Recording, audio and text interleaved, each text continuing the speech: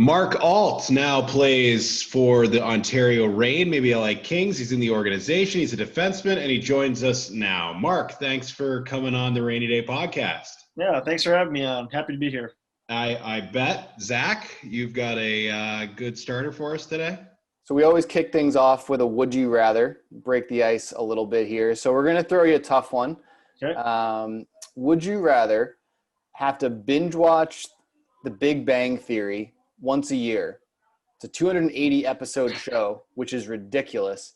And you have to watch from episode 1 to episode 280 every year. Or every time you go outside, you have to be rollerblading. You can't be walking. You have to wear roller skates. If you're in the rink, you're fine. You can walk, but anytime you're outdoors, you have to roller skate wherever you go. I think I'd take rollerblading. I'm not a huge Big Bang Theory fan, and I've always loved to rollerblade. That's kind of how I got into hockey to begin with, which was funny enough. I just rollerbladed all over my neighborhood, so I don't think I'd mind rollerblading too much. Yeah, I'd take that. Cam, what do you think? I think screw you. I think this is one of the worst ones that we've ever had. This is like we've done, what is this, episode 28, 29, somewhere in the high 20s. Like we've had a lot of episodes, and there are a lot. I don't know how this one got through the cracks. This is the worst one. It's not even fun, Zach. It's so impractical. Do you know how long it would take to watch 280 episodes of that horrible show, which actually takes place apparently where I live here? There's a street called Big Bang Theory Road Drive. We did the Warner Brothers Studios tour, and then at the end, it's like, oh, you can go sit on the Friends set for a picture, and then you can go sit on the Big Bang set for a picture. And there was this long line to sit on the Friends set, and then you walk by the Big Bang. Like, oh, you want to come? It's like, no, I'm okay. Yeah, I'm fine. okay, I don't really want a picture here. Yeah. So I don't know. I think that one, I don't like the show either, so that's why it was in this Would You Rather, and I think it was pretty creative, Cam. I mean, the unrealistic things that you have suggested on this show are up there with it. So I think I would watch The Big Bang Theory, as miserable as that is. Like I do like rollerblading as well. We're in California, the weather's good for it, but I'm just thinking of any time like I walk out to dinner with my wife, like I'd have to be rollerblading, and then she would either have to get rollerblades as well, or we'd be on very different paces.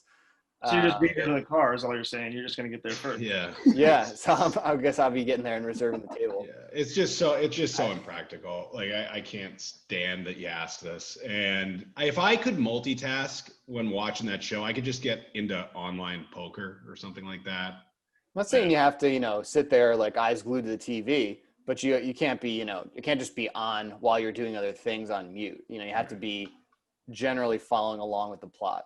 Well, I hate this one. Well, the emotional reaction that this question this got from you. Yeah, when you brought I think it was a pretty great question. That's why I think of them more often than that's what we use mine. Okay, Mark Alt, let's get into to your career. Here you are signing with the Ontario Reign, a few years in Colorado in the Avs organization. You're the captain of the Eagles. That's a loud place to play. It's a fun place for away games.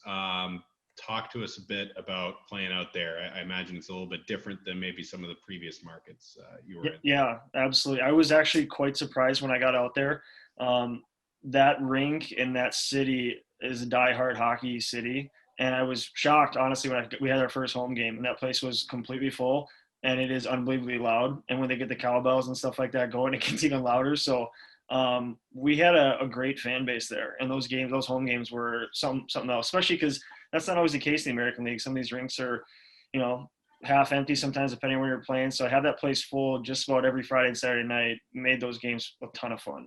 We probably don't need to tell you that the Ontario Reign struggled in that rink, but it seemed like every time that we went to Colorado, it was so tough. Like, how big of an advantage was it not only playing in that style of a rink, but also like playing at that altitude when you get all these other teams coming in who aren't ready for it?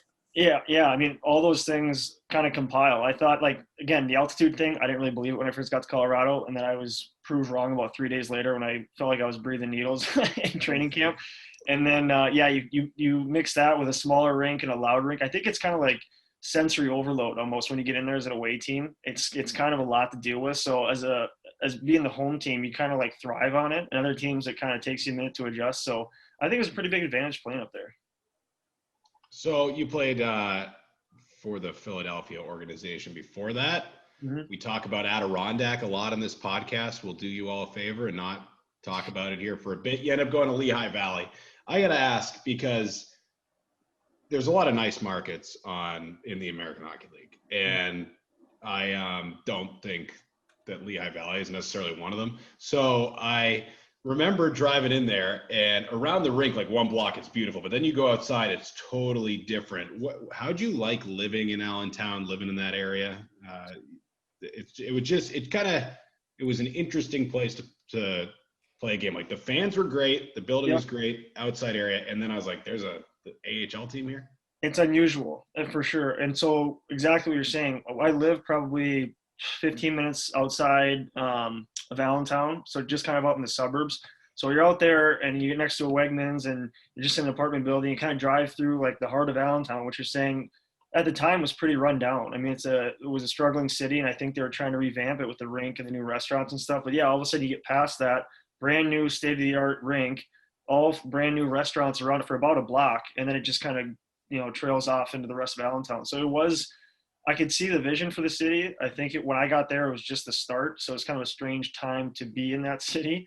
But as far as like being a player there, I mean, like you said, great fans and an unbelievable rink. Probably one of the best I've played in the American League, if not the best. I mean, Cam and I are very partial to Adirondack, but we can admit that the arena wasn't a state-of-the-art rink, and then you go into this facility. It was not a state-of-the-art rink. Yeah, it had two video boards in the corner of the rink that looked like the first movie projectors ever built. I got a funny story about that. I leave college a year early. I go out there. I play my first a couple months pro, and my parents come out to watch a game. My dad has no real experience with hockey. He doesn't really know what I'm doing. He's just kind of catching on. So I played at the University of Minnesota. Great rink, great fans. And so he goes a couple games there, and he comes out to Adirondack, and he comes up to me after the game. And he goes, "You left college to come here?" And I said, "Yeah." I said, "I turned pro." He goes, "Really? This is new to me. It doesn't look like it." I said, "Yeah, this is the next step." Actually, he goes, "Wow, okay." Yeah. This is as you're working out on the exercise bikes in the hallway because exactly. Our weight room was about 6 feet by 6 feet. Yeah. So they have since added a weight room. Okay. There you go. They did put one in. I didn't get that luxury when I was there. Yeah. It's a nicer ECHL market than it is an AHL market. We'll leave it at that. So, okay, you mentioned your father. I'm glad you brought that up because your dad played for the Kansas City Chiefs, and by Google imaging him, he is a big man. Like that guy played pro football. Like I could tell you that if I saw him walking on the street right now, I'm sure. So you go and you play hockey, and you just said he wasn't a big hockey guy. So was that, how did that happen? How did you not get right into football? You see a lot of father-son combos in sports, but it's maybe a bit more rare to see father-son pro combos in different sports. Yeah, that's a very long story, but I'll shorten it for you. I actually grew up playing football. That was probably my main sport. Played it through high school.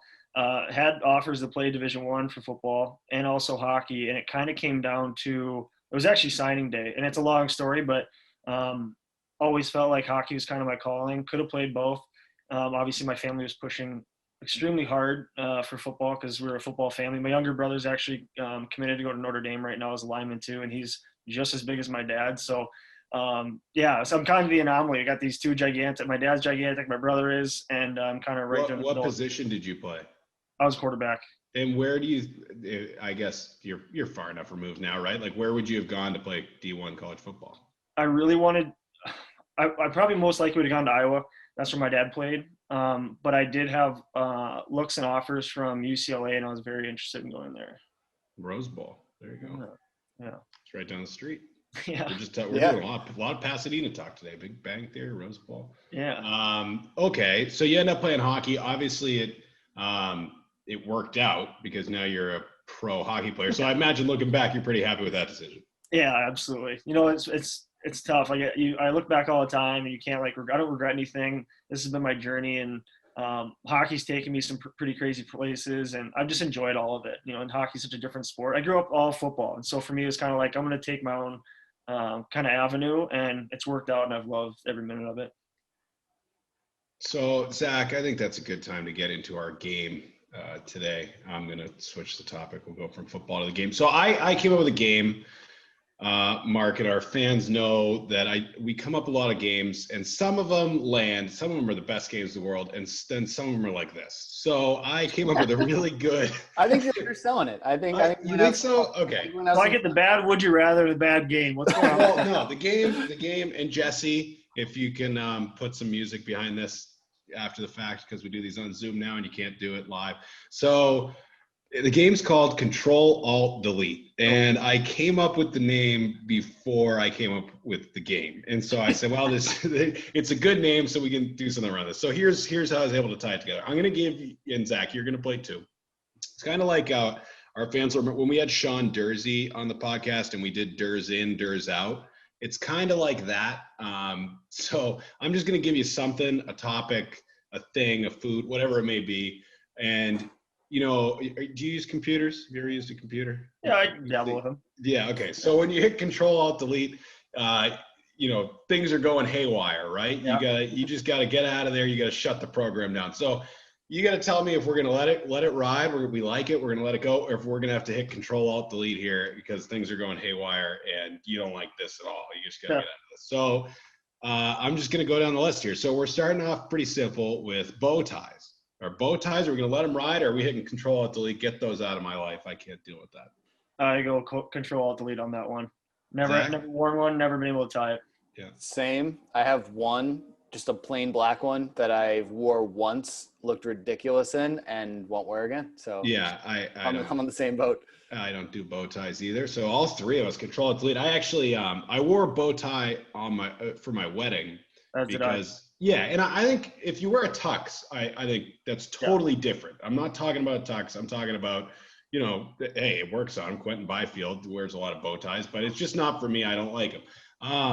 I wore one in the wedding, and they tied it at the tux place. Like, they gave it to me tied, and I was like, stop it. I'll tie. It's my wedding day. I'm a man, damn it. I'll tie my own bow tie. So I made him give it to me untied. So in the morning of the wedding, I YouTubed the tie video, and I was like, oh my God, this is horrible. So I called a buddy of mine who was at the wedding who wears bow ties, and he came up and tied it for me. All right. Some of these are hockey. I mixed in some hockey ones. Square-toed blades on a hockey stick.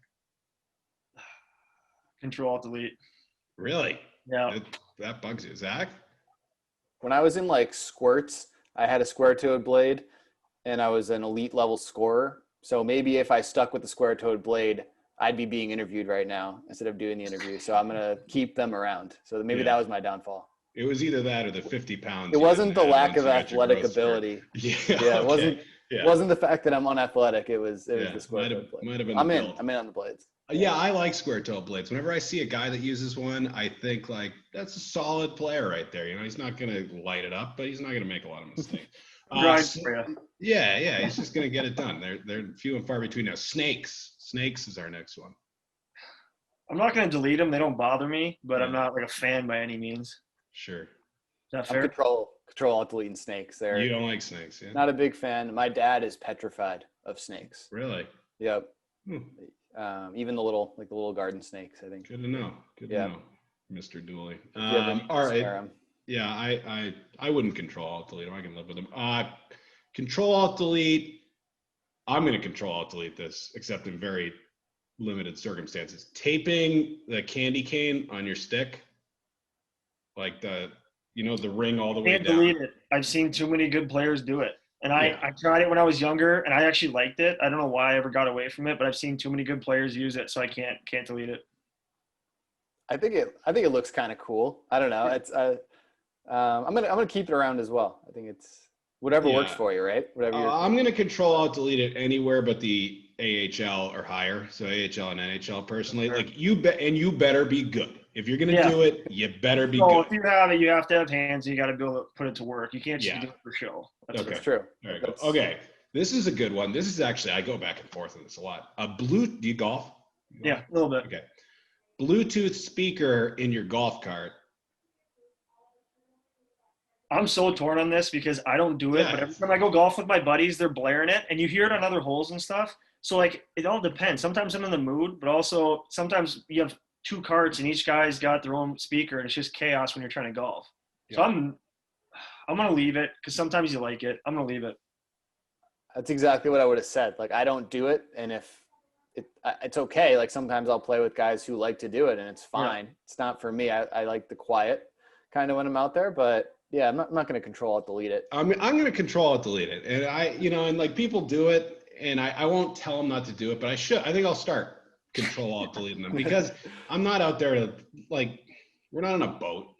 Yeah, right. That's fair. Golf. You want to hear you want to be on the course and have it be peaceful. It's an experience. I want to hear like that music behind Jim Nantz. Like if you play that the whole time, if you play the music that they do in the Masters, the whole 18 holes, I could do that. If you have the opening to Augusta, with Jim Nantz talking in the background, you can play that for all day. You can do it all you want. Yeah. I'll go to bed listening to that. Sure, absolutely. Okay. Yeah, there's a compromise for us. Yeah.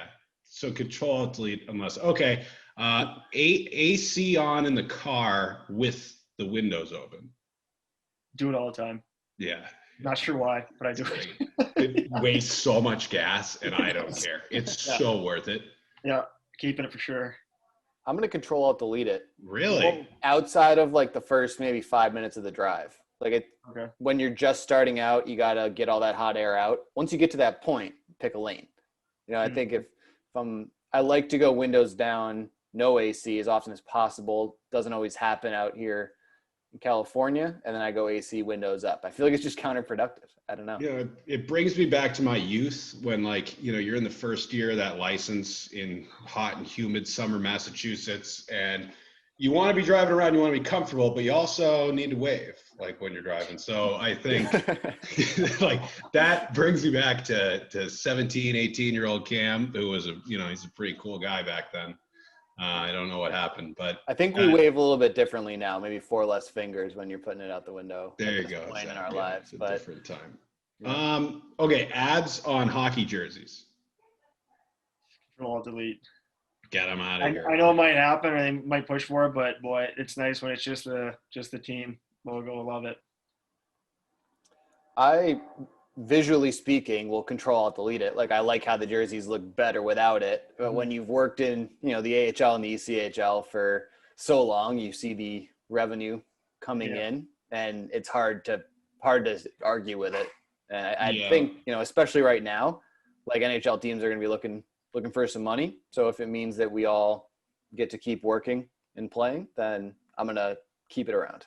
Yeah. So as someone who splits his time between broadcasting and this show and then the corporate partnerships department, I am going to hit enter on this 1,000 times. I think we should change the names. They should be the LA American Express cards as far as I'm concerned. So.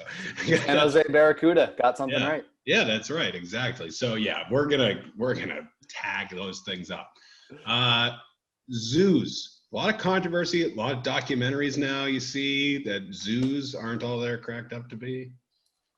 I've watched Blackfish and a few of these. It just completely changes your whole narrative when you're a kid walking around with your parents at the zoo. How about we stick to petting zoo? Let's keep the exotic animals out and just kind of keep it a little bit more tame. Ones that are comfortable being locked up like that. That's where I'd go. Yeah, so compromise. I'm gonna stick in that boat too. As I'm pro zoos, assuming that the animals are treated properly. If you're just talking the zoo, if you get into the other stuff, then I'd be control alt delete. You could control alt delete SeaWorld based on Blackfish, right? We could do that. And then, we could all probably agree on that. Unless they're a partner, and I'm not aware of that. In which case, get yourself down to SeaWorld. I like zoos. I tell you what. Every time I've been to a zoo in my adult life, I've been very unimpressed. I went to the San Diego Zoo and was like, it was fine. It was dirty. What about Animal Kingdom? I've never been to it. Oh, yeah. I went there once. That was awesome. Safaris, I'm all for those. There's some cool stuff there. Loved that. The Everest ride. Okay. So I actually brought this one up to Zach before we got on. I didn't tell him all of these. Multicolored carrots. He didn't know those were a thing. They are a thing. Have you had them? My wife cooks them once a week. And you're all over them. Yeah. You feel like you're eating some exotic, plant or root or whatever. You think it's healthier. It's probably not. I don't even know what they are, but I'm all in. They look better. What color are they? They're purple. White. There's a white one. Yeah. No, they're cool. My mind is blown. I have never heard or seen these things. I might have to try them. I don't know if my wife would be in on them either, but I'm open Well, to new things. go pick yourself a bag at Sprouts, a great grocery store, as There we you go. continue to roll along with these. Yeah, when my wife put those down in front of me, I deleted them immediately. I said, I don't want anything to do with this. This looks hard. But then she made me try them, and I like them. I'm all over them now. Remember the ketchups back in the day? They had I like never bought them because I wasn't a weirdo. Like Like Shrek ketchup. yeah, I definitely got it. And my parents had to just be like, "Why do you want this?" It's like I don't know, but I did. It was like, "Oh, green ketchup. That's awesome." Yeah. It was not. It was the same. There was a weird kid I was friends with who bought it, and that was the only guy I knew. But it wasn't you. Now you know too. All right, the last one is a hockey one too. And as a defenseman, I'm curious. So the delay of game penalty, puck over the glass. Control Alt Delete. Get it out of there. 100%. I've taken that penalty more times than I want to admit. Sometimes my gauge is just a little bit off when I'm trying to ice it, especially on the PK. Just bad times in the game. Take it out. Put netting on the whole thing. I'm done taking that penalty. Hate it. 100% agree. It should be an icing, in my opinion. If you shoot, it's the same result as an icing. Should not be 2 minutes. It's ridiculous. Yeah, I go back and forth on it because I get why they did it, and I like offense, but it shouldn't determine games. So I would agree with that. It makes sense. I understand why it's in the game. It seems like that penalty comes up at the absolute worst time, and it really can change the total outcome of a game just from a guy taking a penalty when he's just trying to dump the puck down. What about I had it on here earlier and I took it off, but why not the trapezoid behind the net? I'm not a fan of that one. Really? Yeah, you think they should do it? That one I don't really care. I guess that doesn't bother me as much. I would expect at some point the AHL is going to take it away for a season and just see what happens. I wouldn't be surprised, right? No, I think so. All right, that's our game. Control Mark Alt Delete. I think that one. I think it went pretty well. I had a lot of fun playing it. Okay. Hopefully the listeners have a lot of fun listening to it. Good. Let's roll right along. So, as I mentioned at the top of the show, you signed with the LA Kings. What brought you to LA? What made you excited about the organization? Honestly, a big part of it was just playing there. It was my first couple years being in the West there with Colorado, and just getting out to California was something completely new to me. Playing hockey in California was kind of a bizarre concept, but once you get out there, the fans were awesome every time we played in Ontario, and the organization, you could just tell, was top notch. I just liked the way they ran things, and free agency they came through, and among a few other offers, and I just felt like that was a really good fit for me. Do you see an opportunity where you've had some NHL games in your career, spent most of the time in the AHL, but you see a team in LA that has a lot of young players on D. Did you see that as part of the factor too? Like, hey, maybe there's a chance for me to get some games here as well. Yeah, absolutely. That's always the goal, and I'm never going to give that up. And my years in Colorado, they were pretty stacked all around on defense, and you always want to go where there's an opportunity. And LA has some great defensemen there, but if there's a chance for me to help out, I've kind of been in that role in my later part of my career here, where it's like wherever they need me, I'll fill in. And so if there's room or if there's a spot, like I'm gunning for that too. So I just I want to go into camp and be in top shape and be ready to go. Did it make it a little easier this time around? Like you were with Philly, that organization for the better part of the better part of your career to date, right? And then you choose to go across the country to Colorado. Was this decision a bit more easy than the first time around?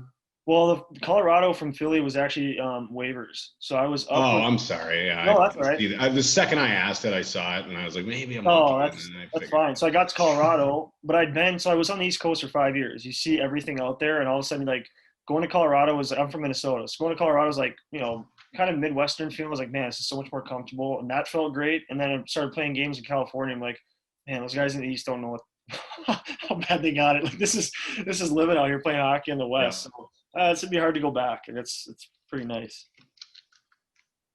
Zach, you're muted. It's a rookie move here. What was the experience like of being claimed on waivers? So you're not necessarily traded, but you kind of are, right? Like it's kind of the same. That was one of the crazier days of my career. We were in Montreal. We were going off a pregame skate, And I knew, so they pulled me aside before that. I was that morning, and they said, "Hey, we're gonna put you on waivers so that if the Phantoms make it to the playoffs, you can still go back down and play. So it's really just paper. You can still practice, and you're stick around here today. Nothing should really change."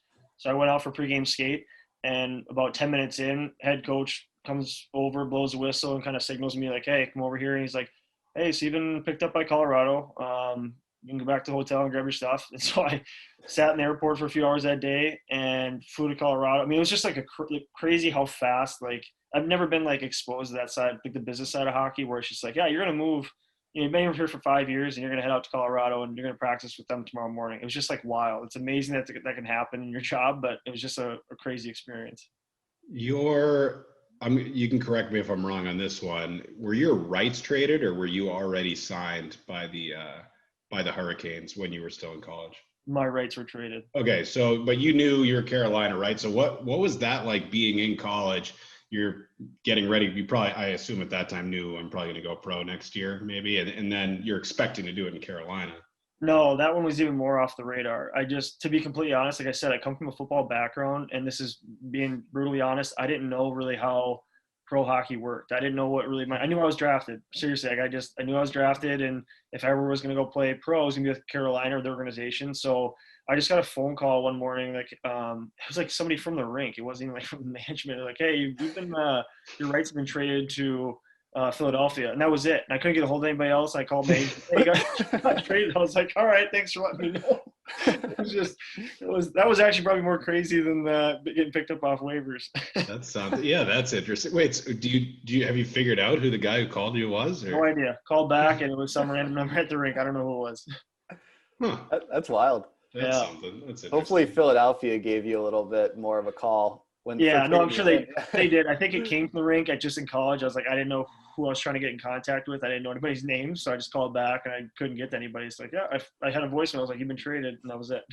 Let me ask you, I thought Colorado last season, I think I probably said it on this show. I said, I think they're coming out of the Pacific. So whether you think that or not, you guys had a really good team. How frustrating was it? Like, I'm going to assume you guys had a lot of confidence. Every team thinks they're going to win. And from the outside looking in, you guys were very, very solid and you were kind of coming into your form towards the end of the season. How frustrating was it when this season got canceled? It was terrible, to be honest. That was my 7th year pro. That was the best team I've been a part of. We've been pretty not banged up. Colorado was banged up early in the season and kind of were the whole year. So we had guys going up and down, but we knew like who our core group was. It was just that guys kept getting pulled up and down. But we knew towards the end, if we were all back there, that it was a special group. And we kind of knew it in the locker room. It was talked about a little bit. Some discussions were being had. So to have that season end the way it did, just walk out the door in March, was just like, holy smokes! Like that was a really good opportunity with a really good group of guys too. It was a huge bummer. It kind of stung for a while this summer. I was like, I want to go back and like let's finish this thing, but it just never was never able to happen. Obviously, I'm gonna take you back 1 year further. January, I believe it was the 24th, or maybe it was the 28th, 2019. The Colorado Eagles surrendered 68 shots on goal to the Ontario Reign in Ontario, gave up 0 goals. You, on the other hand, had a hat trick for the Eagles against the Reign. Do you remember that game? And like, that's a game I feel like I'm never going to forget. Like 68 saves and a shutout and a hat trick by a defenseman the other way. Like, it was wild. It could have been a weirder game. I mean, Spencer Martin played out of his mind. That was the starter too. I don't know if I've had a hat trick since I was in Pee Wees, let alone as a defenseman in pro hockey. So that was just a shock to me. And yeah, I mean, craziest game I've personally been a part of for me. And on top of that, my sister was getting married that night and I was missing it because she was hoping to schedule it over All-Star break. So yeah, I mean, that was, it was just fun for me. We were like, Spencer played so well and obviously getting a hat trick, something I always remember too. So it was just a fun game. What do you know about, of course you're in the LA organization, so, but obviously you played some time in the AHL. So what do you know about the Ontario Reign? What, as far as just the AHL side of it, forget about the Kings organization. What, I know what drew you to LA. I know what drew you to Southern California, but talk about the Reign, where they play, who you know on the team, things like that. Yeah. So I guess my first point of contact would probably be, Sutter, right, as a captain there. Just from being another captain, talking to him, kind of around the ref circle and just getting to know him a little bit. He just seems like such a nice guy. He actually reached out already, so he was a great guy to me on the ice. And then playing against that team, it's a well-structured team. Probably the number one thing that sticks out is how heavy of a team they are. Those couple of those third and fourth lines last year, like you knew when they were on the ice, you knew you're going to get hit, and you knew you better make a play quickly, otherwise you're going to be in some pain. So they're a heavy, fast team. They were last year, and very well structured. So that's why it was so fun. Those matchups between us and when I was with Colorado in the rain were some of the best games we had last year, I thought. So how have you in your career adapted from, like, you're not a prospect anymore, you're in your late 20s, but you're not, a guy with just a year or two left, like on the absolute tail end of things. Like, how have you felt that you've adjusted from being like one of those young guys coming up to being more of like a veteran presence who can kind of be a leader and help guide some of these younger guys along? Yeah, I think the biggest thing for me has been that I started college hockey so raw. I played football in high school. I didn't get a lot of developmental stuff when I was younger. So I came into pro hockey very raw, and it's kind of taken me it's just taking me a while, like learn the game, like to really like know what I'm doing out there. And that took a couple of years of pro to develop. And after that, I found myself 3 or 4 years in, and then, I get to Colorado, and all of a sudden I'm in a veteran situation, and, I get elected to be a captain. And it's just, I've kind of enjoyed every bit of the journey. Like, it's just been fun. Each year is like something new. And so last 2 years being a captain and getting to work with all the young D that Colorado was bringing in, like, that's a fun role for me to be in, to have some influence and experience and try to help those guys out. Because, as a player, you were in that spot once, and it's just nice to know you can be there for guys like that too. So if I can take us off the rails for a sec, Zach, if you don't mind, then we can get into the draft stuff, because we usually touch on that. But does it bother you that Kansas City, Missouri, and then there's Kansas City, because it bothers me. Yeah, it's never made sense. And you're from there. I always thought it was just Missouri. I didn't even know there was a Kansas City, Kansas. And I don't want to offend people, but I really just thought we were the only one. And I found out later on in school that there's 2, and there's no reason for it. Yeah. Okay. Good. that's pretty much all I had there. It's just stupid. It doesn't make any sense. I don't like it. I don't like it one bit. Okay, let's get into the draft stuff. Good. I'm glad that you agree there. For being from there, I thought maybe there was something where you guys like it, and there's town line. You stand on both of them. What do I know? Okay, 2010. That was a fun draft. Talk us through your draft day. Did you know that Carolina was going to draft you? I know you said you didn't actually know too much about how hockey worked, and obviously the draft differs than a lot of other sports, but bring us through that. Yeah, that's going to go ahead and kind of complete the whole story as far as me not knowing what was going on back then. I was sitting at the kids' computer, my parents' house upstairs. My parents were on vacation, and I was clicking refresh on a computer. Control-Alt-Delete. Yeah. My computer was so slow, my buddy called me and said, "Congrats on getting drafted." And I had to go wait for it to refresh so I could see that I got drafted. I was in the second round. I found out later that you should probably be at the draft if you're, in that kind of range, I guess. But I told my dad, I was like, "Hey, I think I'm supposed to be out for this draft." He's like, "Okay, find money and buy a ticket." So I sat at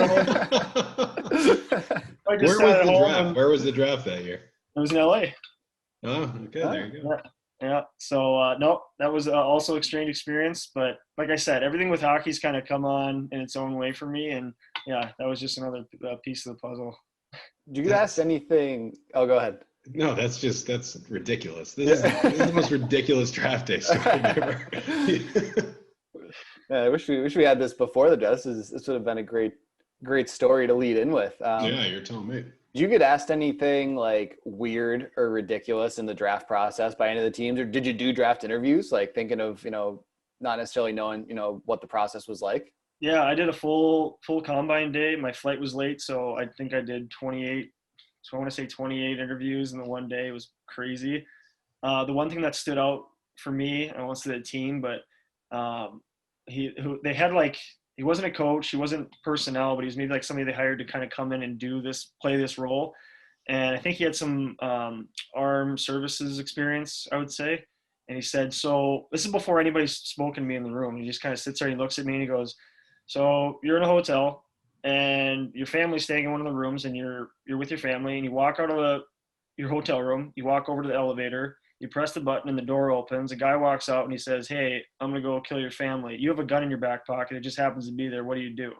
And I said, "I'd shoot him." And he goes, "Good answer." What else? Yeah, I don't know what else he was looking for. I just the craziest question I'd ever heard. I was like, yeah, I thought that would be the wrong answer. I thought there's some other. If I was supposed to talk through it, work through it, I don't know what it was supposed to be, but I just said, yeah. He said, if you knew someone was coming to kill your family in the hotel room, I said, yeah, I'd shoot him. That's something. I didn't know what he wanted. That's just what I gave him. God, what else are we gonna dig up in this interview? Yeah. It's ridiculous. Okay. Did you have any idea that Carolina was going to be the one to pick you? No, none. Interesting. Yeah, no, that whole process was pretty. Man, there was so much going on with football, and I wasn't really tuned into it, to be completely honest. And that all, like I said, I was fresh on a computer upstairs in my parents' house. Nobody was really paying attention to what was going on, so I didn't know anything. Was there ever a time after you kind of committed to hockey and you said this is going to be it that you said maybe I should have done football? No. I mean, like, I think about it, like, it's just so hard because football's so different. You can go to college and be a backup for 4 years. You don't know, especially at the quarterback position. You have no idea where you're going to fit in or what kind of opportunity you're going to get. Hockey felt like, especially when I was going to Minnesota, that they were already pretty open about me coming in, get some playing time, and I knew I could kind of run with that. So that's when I really decided, like, all right, this is it, and I'm going to move forward. Did anybody offer you the chance to do both, or is it too hard with winter and fall? No, a few schools in the Ivy League did, like Princeton, Harvard, Dartmouth. A few of those schools offered. I said, boy, of all the schools, you want to double down on football and hockey and then add Ivy League schoolwork to it? I was like, I'm not probably going to handle all that. But University of Minnesota was kind of floating the idea, but I think they wanted me to decommit from hockey and then commit to football. That's kind of the idea. Interesting. Yeah.